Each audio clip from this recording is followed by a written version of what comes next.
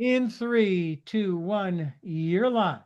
Hello, hello, hello, Santa Barbara. It's your Chantress of everything valuable and beautiful, Elizabeth Stewart. And this is such a fun show. You guys are going to love this. It's we're talking with various people that are involved with the Ojai Film Festival, and I have Bruce Novotny here, who's been on the board for many, many, many moons at the Ohio Film Festival.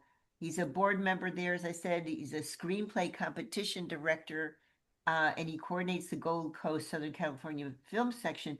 But the real treat, I mean, Bruce is a treat, but the real treat is I have the producer and director and so we'll just say David, Jack, and Sam are here with a film that they've made, which is called The Singers, and it is stunning, absolutely amazing. And I had the great good fortune of diving into a little of their press and screenings and last night I had so much fun, Richard. This is just, I mean, when you pull the show together and you start to add the music in, you're going to be thrilled with what the people they found and how they found their people for the film. But before we do that, I want Bruce to talk a little bit about the film festival because this is a kind of a big one. This is the largest I think we've ever experienced. We've got 91 films. It's a 5 day festival. Part of the festival is celebrating 36 countries of filmmakers and creatives represented at Little Ojai Art Center and Matilaha Auditorium. And of course, this is the 27th, the night of the 20th, October 27th, it kicks off or did kick off. And so it's on like crazy now. One of the cool things that I was reading about, Bruce, was talks about AI and AI in filmmaking and how important that is, and the talks you're going to have. And then Betsy Green is coming to talk. A friend of mine, Silence on the Island. She's going to come and talk about the silent films that were made on the islands. And then we have also uh, a special lecture about music and how music is selected for films, and a really cool lecture that I thought, God, I'd love to see that. Let's see, Mary Duda is talking about AI films and the future of storytelling. So we're back to the 8th century BCE with some of the Homeric songs at this point in our circle of fifths. Anyway, Bruce, tell me a little bit about the festival this year.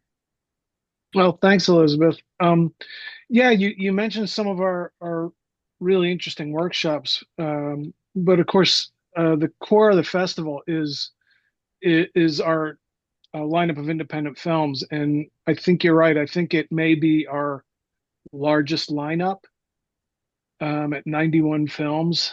Um, One of my responsibilities as a board member and as a kind of a worker bee in the festival. It's is I do curate a 1 day showcase of locally sourced films, and it's a whole day of films by Southern California, or more accurately, Ventura and Santa Barbara County filmmakers, and or films that were created here, were shot here, or have to do with the area. One of our selections in that Gold Coast uh, lineup is a film called Ojai, written and directed by a filmmaker named David Thompson. He put that together. It was kind of it was a pandemic era project, and it took him a few years to finish it, but um, it's a really powerful piece of work, entirely shot in the Ojai Valley. Um, but the the film we're here to talk about, with Jack and Sam, is The Singers, and it's really a wonderful film. David Breschel contacted me with the possibility of submitting it and sent me a link, and I was blown away. Yeah. I mean, the performances are not just the singers, but just the actors. The everyone is so genuine from the start, and the atmosphere is it's just it's real, it's genuine, and it we had as part of the Gold Coast, we honor the best film in that category each year with an award in the name of the late actor Bill Paxton, who was one of the several Ojai Valley residents active and successful in the industry, who was very supportive all along of the Ojai Film Festival. And when he passed so early, just a few years ago, um, we contacted his family and asked for permission to honor him with an award in his name for the best Gold Coast film, and the family graciously agreed. And his son James has been a big supporter of that effort, and when he's available, he has presented the award several times, and we've honored all sorts of different films. We a couple of narrative features, we've a narrative doc, an animation, short animation. We've done some short films, and I have to say that The Singers is a very strong contender for this year's Bill Paxton Award. The winner won't be announced until our award ceremony on Sunday, November 9th. And the screening of The Singers will be part of the Gold Coast schedule on Monday the 10th, and it's in the 7 o'clock block. It's the final screening block of the festival. Fantastic. I want to say in regards to The Singers, looking at some of the reviews online. So first of all, I want to say that this is the particular film is has already had some incredible honors to its credit. And we can talk a little bit about some of the festivals that it's been in, but just South by Southwest was there, Tribeca, Indie Shorts, International Film Festival, Grand Prize, etc. So it's, you know, it's had some exposure, but I mean, this having it in our area is fantastic. And some of the reviews, you know, here's one: genuinely one of the best shorts I've ever seen. Cinematography and lighting was incredible, concept great, it was clear, it was made with passion. This is a fantastic director, etc. Best short I've seen in my entire life. I laughed and cried. It was incredibly moving, full of beautiful melancholy. It's 17 minutes, but it's changed. A 17-minute changed my life. Wow. So some of the reviews I was finding online, quite incredible. We can talk about those, but I want to first of all set the stage how Sam A. Davis is here, who's the director, and how he conceived of this. Turgenev, a Russian novelist, artist, creative writer from the 19th century, mid 19th century, in 1850, I think, wrote a short story of a bunch of kind of ne'er-do-wells who gather together in a seedy kind of Russian bar and have a sing-off. And the men, you know, we talk about, you know, the creative life of men infested with toxic masculinity, and must have identified with Sam. I understand he grew up in kind of an area that of our country that was known for its its toxic masculinity, and he thought this, okay, this Turgenev, I think I could do that now. I could recontextualize that particular theme, that story, that myth. I can recontextualize it. It would work. And so what he did then, Richard, was he sourced TikTok, YouTube, personal friends, lots of like little shorts that were all over social media, and he looked for people, specifically men, that were extremely talented, and these men captured the imaginations of millions of people and then kind of faded into, so we have, for example, a guy that hauls pianos around the streets in Provincetown and then does this really raspy kind of guttural musical rendition on these pianos banging away, and then a guy in, big guy in the subway system in New York singing his heart out, and then two guys who are changing tires to break into a dance. These sorts of things that capture the imagination of everybody that watches YouTube or TikTok, etc., has any kind of chuckle out of these things, and just says, how did this happen? Where did these people come from? Anyway, Sam gathered a bunch of them together, quite a few, and I've got some of the backgrounds on some of these actors and singers, and it's quite amazing the lives they've come from. And he pulled them together and he said, okay, here's the bar, here's the lighting, here's the seediness of it all, and here's what we're going to do. We're going to make it sort of an improv, but not an improv, but kind of an improv. And then it took off, and it became a short film. And I think my first question that I wrote down last night around midnight, after trying to get a handle on this beautiful little film, Sam, how did you? Okay, so my background is in dance.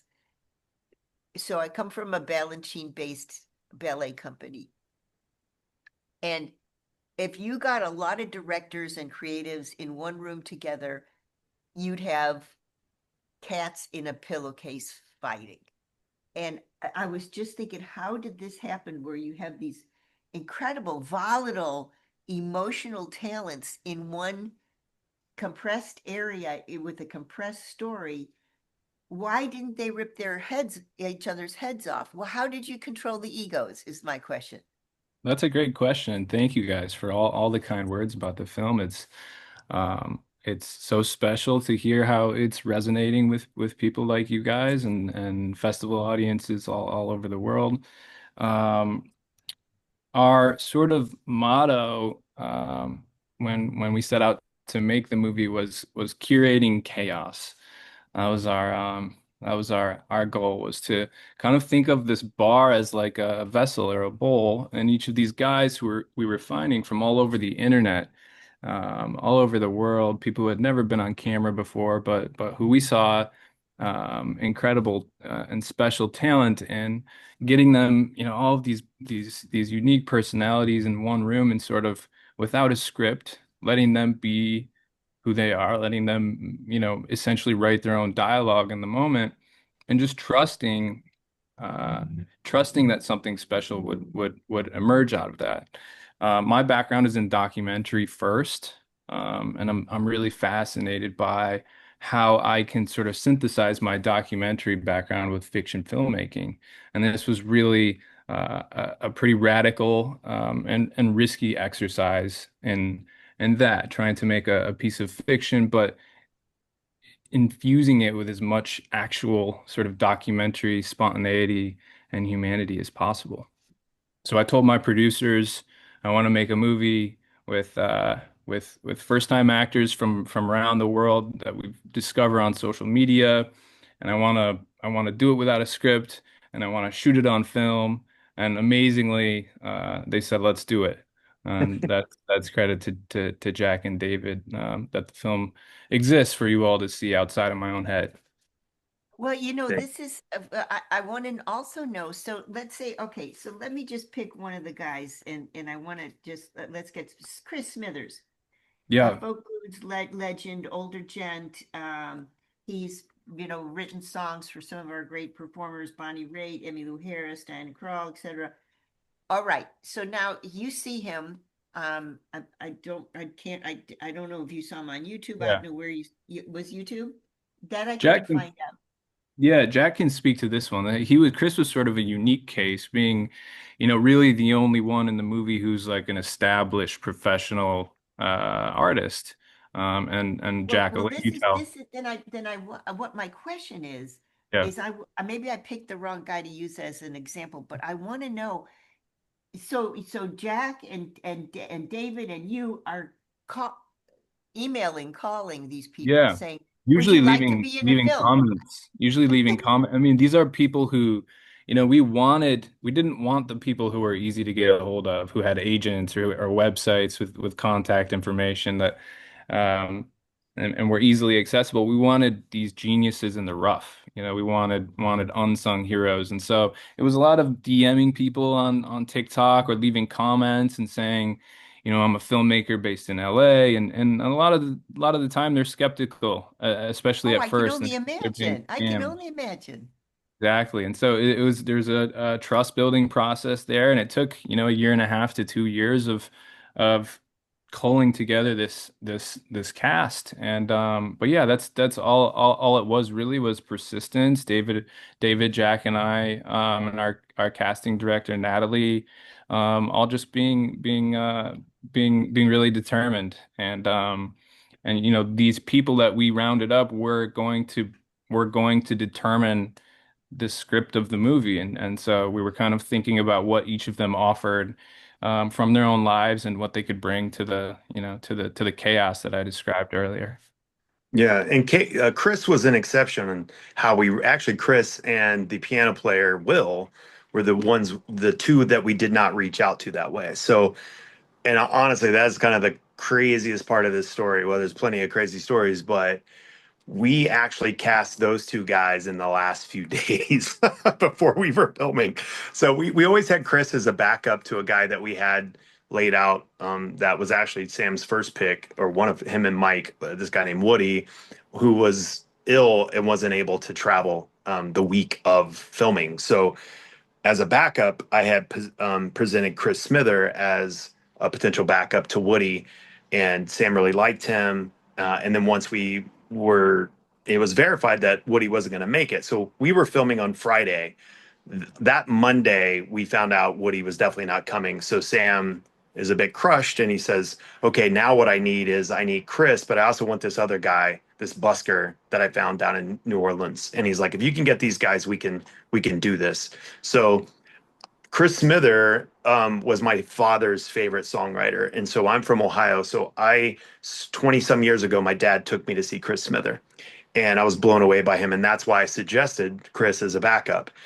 So my buddy Todd, who lives here in Ojai, who's also from Dayton, Ohio, is a musician. His mentor is Peter Mulvey. Peter Mulvey's mentor is Chris Smither. So I knew this. So I reached out to Todd immediately and said, "Could you put me in touch with Peter Mulvey?" Peter Mulvey put me in touch with Chris. And then I got Chris to talk him into doing it. So that's how fast that one happened. And then Will was a little bit harder. Basically, Sam was like, "Look, I've been reaching out to this guy for a year, and there's no response. I Never don't." replied to me. He didn't Yeah, reply to me once over the course of a year and a yeah. half. I tried everything, and Yeah. then somehow Jack got a hold of him in like 2 hours. Yeah. So well, the way I did it was once again Ojai coming to our assistance.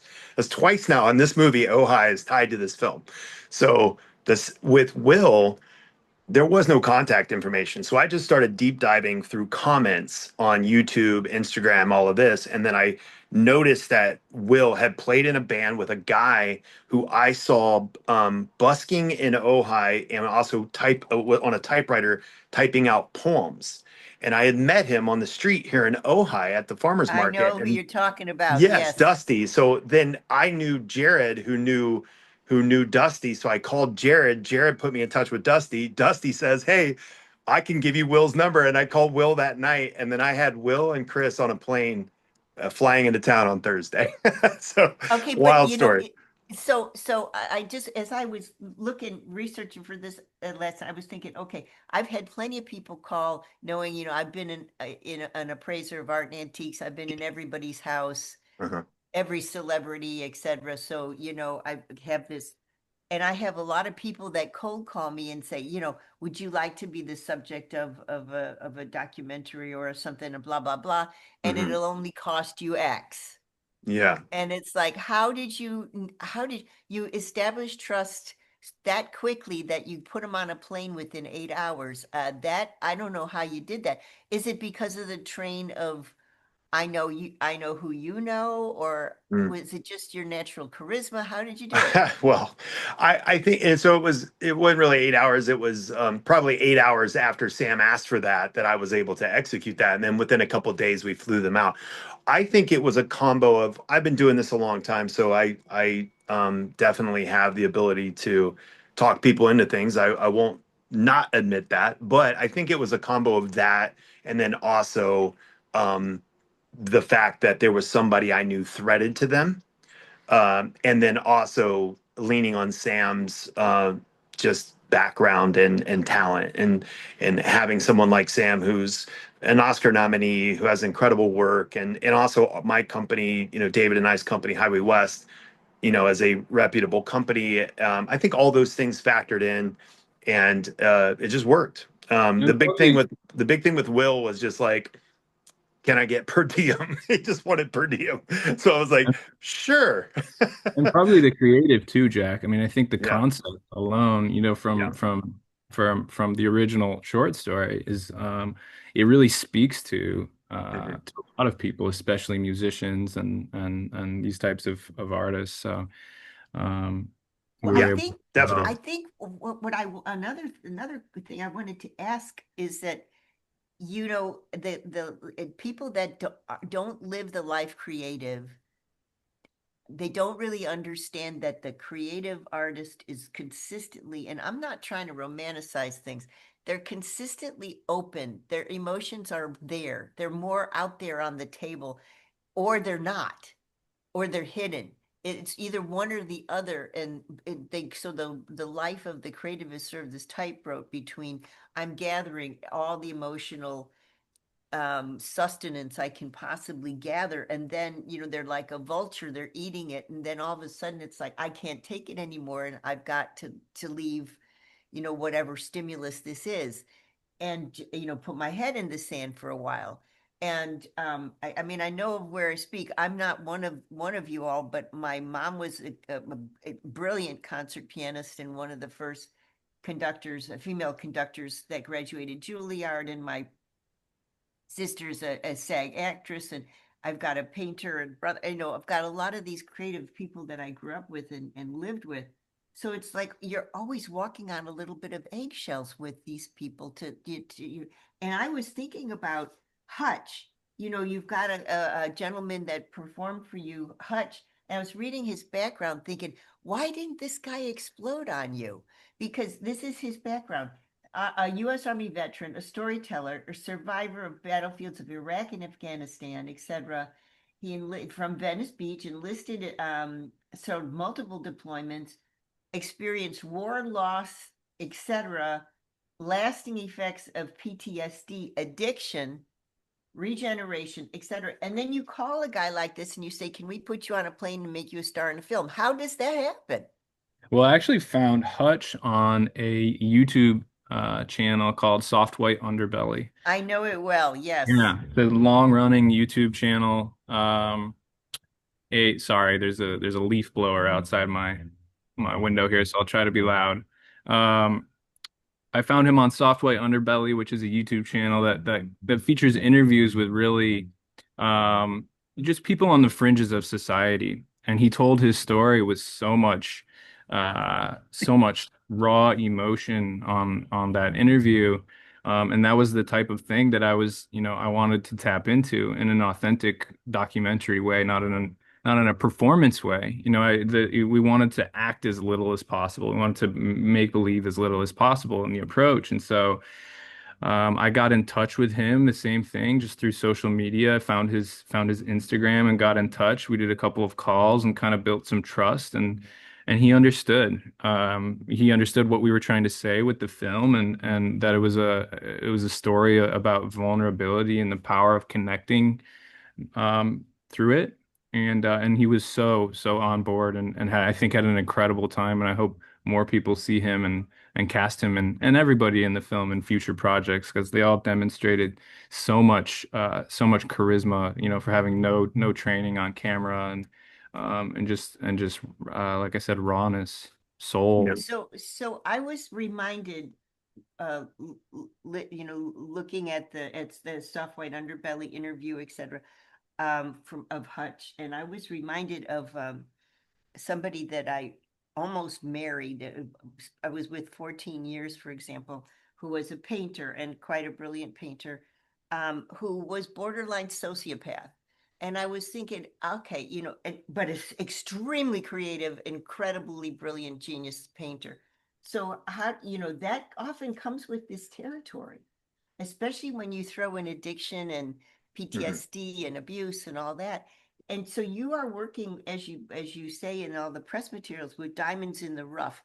But I mean that professional edge, it wasn't there because you didn't want it to be there. But at the same time, how rough was the rough about the diamond part? Yeah. So, in speaking of Hutch, and specifically, him and I had a really good connection because I was a sergeant in the 82nd Airborne and he was in the Oh, 82nd Airborne. So we had that, and Leroy, we were all veterans. So that was a good connection for us. And by the way, Hutch was one of the sweetest people on set. He was kind, sweet, calm the whole time, was very professional. Most of the cast were just completely honored and grateful to be there. They really weren't that rough. They all seemed to be very, very tapped into what was happening. And I think the word gratitude, I think they were all very just grateful to be there. Would you agree with that, Sam? Yeah, definitely. And I think Elizabeth, we're not saying that it was not an extremely clumsy and inefficient production process. It was. There wasn't a schedule, there wasn't a script. We were making it up as we went, but that was all intentional. It was all part of the approach from the very beginning. And that was a means of letting in that chaos, and even if it was volatile at times but no, to Jack's point, you walked into this bar, which was a Moose Lodge in the middle of LA on a 100-degree day. You walked in, and it was dark, and all these faces we had curated from all over the internet were sitting in shadow and in winter coats, sweating their asses off, and With a fire in the room. with a fire, yeah, and we there was a piano there, so anytime we weren't rolling, most of the time we were rolling, but anytime we weren't rolling, someone would hop up and start playing, and guys would be singing, and the air was thick with prop movie cigarette smoke, and it was just a really memorable film set, and you really did feel the sense of community that you feel in the film there in person that wasn't manufactured. Yep. So my other question, then yeah, Richard's saying I'm talking too much. We got to go to quick break, and we will. But I'm going to throw this question out, and then we can answer when we get back from the break. So I think I told you that I come from this family, a lot of musicians, and my mom was a professional pianist and director, and she had perfect pitch and all this, and she was an arranger, and so she would arrange for 4-part harmony. And I was able to do that myself, not to the extent my mom did. She was a genius with it. I wasn't. I just knew enough music theory to do it. You've got all these voices, and they're not trained. They're not trained. They're not Juilliard trained musicians. And you're putting this score together, really. I mean, so how did that work? Not having a musicology background with a skill in arranging. So you would say, okay, well, so I know that the like Mike Young, and there was another guy that I think was your professional opera singer, Matthew Concorin.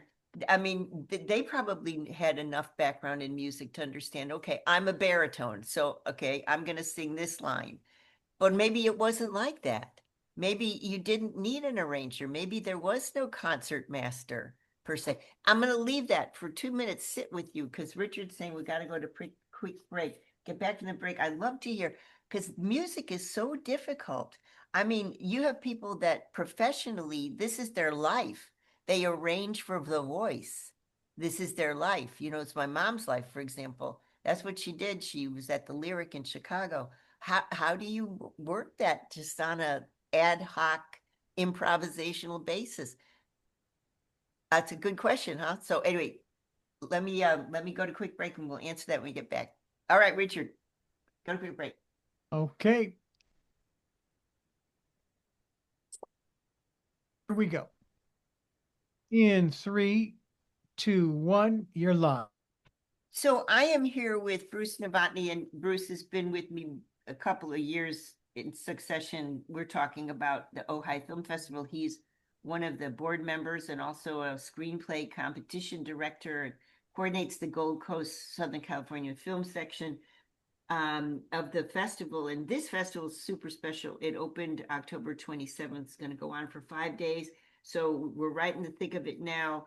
November 10th at Matilaha Auditorium at 7 p.m., I'm understanding, is a block of films. And we're talking about the film that's at that particular time. It's called The Singers. And Sam Davis is here. Also, is David still here? No, David's not with us today. It's Jack Pyatt and Jack is how you is say here. my Okay, yeah. so Jack is here. You went dark for a minute, so I wasn't sure if he could come on or not. So it's Jack Pyatt and Sam A. Davis, producer director from the film The Singers. We're talking about the organic way that The Singers came about and how a bunch of people that had no formal day by day training on the stage in a music production got together. And how many singers were there in general, Sam? I think there are five, not Okay. including the fish, Billy. I know that was a great touch. You know that trout, Richard, the trout that's always in somebody's CD bar. Yeah. So that's in there. But yeah. So, okay. So that how do you curate 5 voices like that? How did you do it without any kind of music background? That's a good question. The process was mostly on social media, and I think we were creating a sort of a puzzle of voices, so they all had to kind of fit together and kind of balance each other, not be too similar or too different. I think the film has sort of this Americana feel, and most of the music fits into that. Um, the specific songs that were sung were, like everything else, very spontaneous, and they weren't chosen until the day before we shot, which was the day that each of them arrived to set in LA and the day when we got to sit together inside the bar. We didn't feel like we could commit to the song until we could hear it in the space from that singer. And so we had an idea, a small list of ideas for each singer. But again, it was really improvisational, really last minute, decision with each of those songs. And um, they all sang so beautifully, obviously. And we recorded the music in with sort of a two-pronged approach. We recorded everything live on set, so that it would have that kind of documentary feel. But we recorded it in a traditional film production, sound recording method. But also we had a music engineer named Island Styles who was on set with us, and he planted more studio microphones like behind the piano or any opportunity we got. Where a mic could hide off screen, so that in the mix we could kind of dial that in to taste, still have it feel very raw, but have, a certain degree of polish with the performances. Right, but but there was no arranging, no classical arranging done. Oh, correct. Yeah, no, the music is just there's one cue of traditional score, but the rest of the music is diegetic, recorded live, and yes. Okay. So that's got to be pretty amazing. With and and then Jack, I wanted you to tell me a little bit. I didn't get a chance to look into your company much. So tell me a little bit about your company. Yeah, Highway West is based here in Ojai. David and I are, the guys behind Highway West. We have more of our team, but we've been working with Sam. David and Sam went to USC together, and then we all worked on a film together. I produced a film. David and I produced a film called Trap Jazz, which is on Disney and Disney Plus and Hulu, where Sam was our cinematographer. And so we've worked on other things together, and he had brought this to us, but it's probably 3 years ago at this point, and said, "Hey, this is this crazy idea I have. I know it's crazy. What do you think?" And David and I are not one, guys to shy away from challenges. So we're like, okay, any chance we get to work with Sam, we love working with Sam. So we just went after it, and but yeah, we're Highway West is a production company based in Ohio. I started it here in Ohio in 2020, and David joined, I think, in 2023. I had been in LA for a long time, working in the industry in various settings, and also have a music background as well.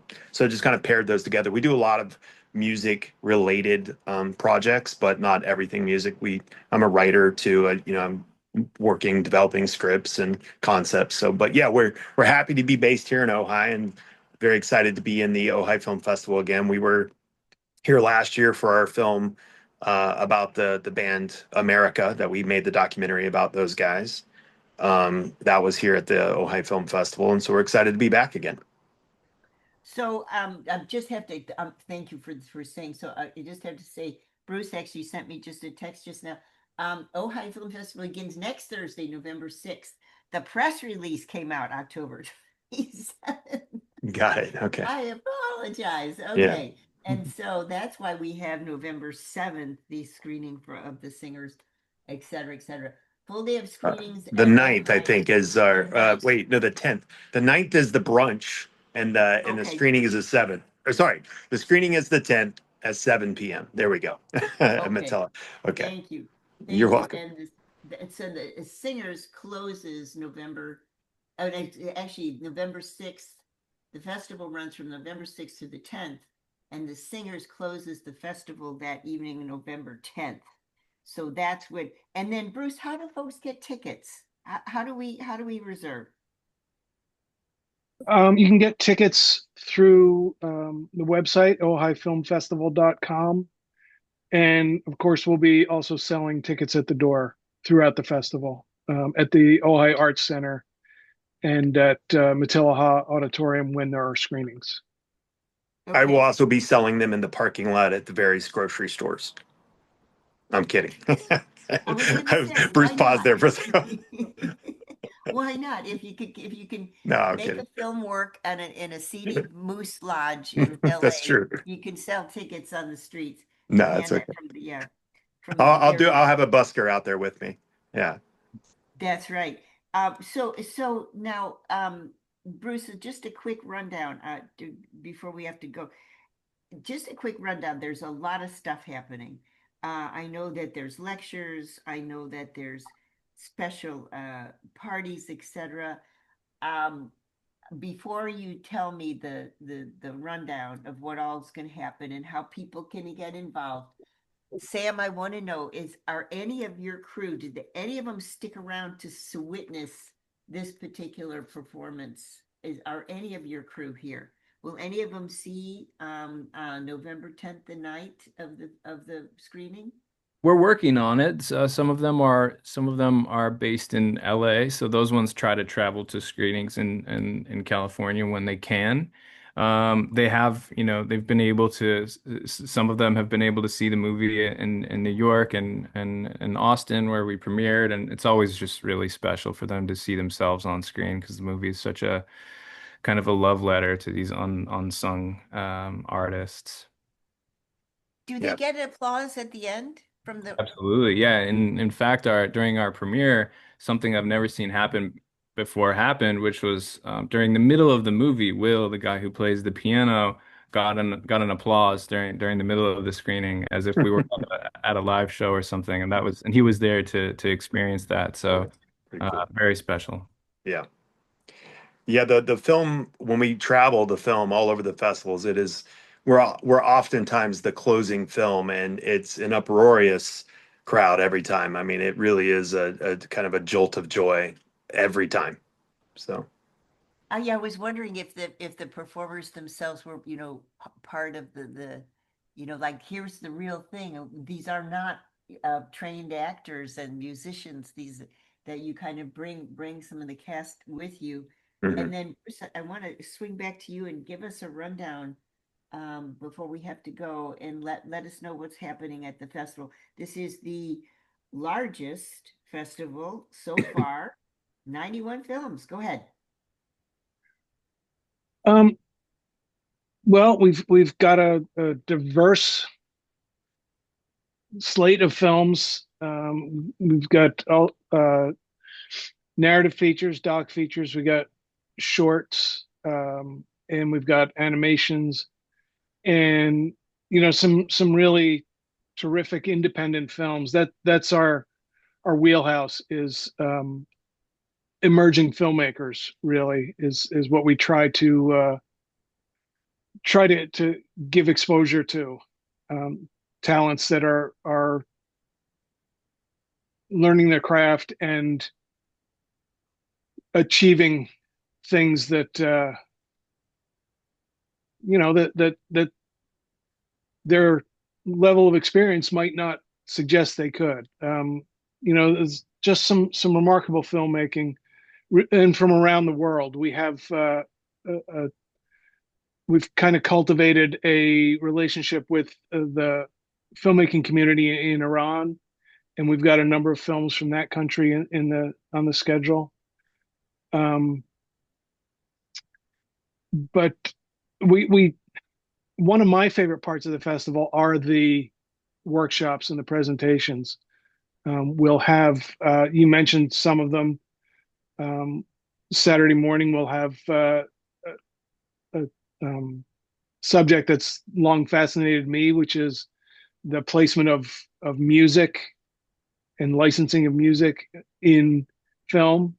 We'll have a really deeply experienced music supervisor, Mason Cooper, presenting that, and Jack knows him well. He worked with Jack and David on the America doc. Yeah, he's worked with me on multiple of my films. He's a great guy, good friend. Yeah. Yeah, I I want to really know, every just sorry. go ahead, Bruce. Work in Juliet Mills, will you? Sure. Yeah. The festival will open. It traditionally opens with a free screening at Libby Bowl on the Thursday night of the festival, and this year it'll be we're presenting a 1966 Western called The Rare Breed, which stars Jimmy Stewart and Juliet Mills, who is an Ojai resident, longtime Ojai resident, and one of this year's Distinguished Artist Award winners. And Ms. Mills will be at the screening at Libby Bowl. It'll be Thursday, November 6th, I believe at 7. And she'll answer questions before the screening. And she'll also be honored with an award at our awards brunch that Jack mentioned on Sunday morning. So before we say goodbye, I just have to ask Sam one question. And Sam, I was looking at the lineup, all these wonderful films, from 36 countries. There's got to be one or two that you will attend. I need to take a And I'm quick. interested to know why, what would you pick and why? Yeah, I need to take a closer look at the lineup, but I love Iranian cinema. I'm a huge fan of Asghar Farhadi, and that's sort of how I got into Iranian cinema. So always interested in those films. But yeah, I need to dive into the program more closely, Elizabeth. Okay, so we're definitely going to see you at some of the Iranian films. So just very quickly, this is the Ojai Film Festival. 91 films from around the world, seminars, special events, November 6th through the 10th at Ojai Art Center.